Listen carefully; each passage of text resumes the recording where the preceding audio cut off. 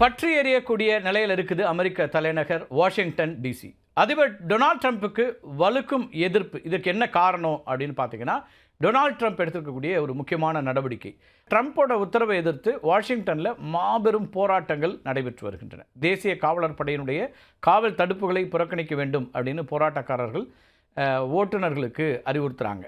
Go home fascist அப்படின்ற ஒரு முழக்கத்தை முன்வைக்கிறாங்க. கெட் ஆஃப் அவர் ஸ்ட்ரீட்ஸ் அப்படிங்கிற முழக்கமெல்லாம் முன் வச்சு மக்கள் போராட்டங்களை அங்கே நடத்தி வருகிறார்கள்.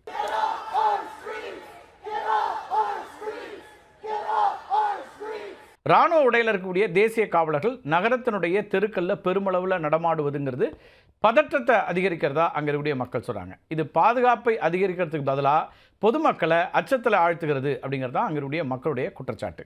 மேலும் இது உள்ளூர் காவல்துறையின் மீதான நம்பிக்கையை குறைப்பதாகவும் அவங்க சொல்கிறாங்க. இப்போ வாஷிங்டனில் ஏற்கனவே உள்ளூர் காவல்துறை இருக்கு இல்லையா, அதுக்கப்புறம் தேசிய காவலர்களை கொண்டு வந்து நீங்கள் மக்களை கண்காணிக்கிறதுங்கிறது இங்கே இருக்கக்கூடிய காவல்துறையுடைய ஒரு அழுத்தத்தை கொடுக்குற மாதிரியோ அல்லது அவர்களுடைய இம்பார்ட்டன்ஸை குறைக்கிறதா இருக்குது அப்படிங்கிறாங்க.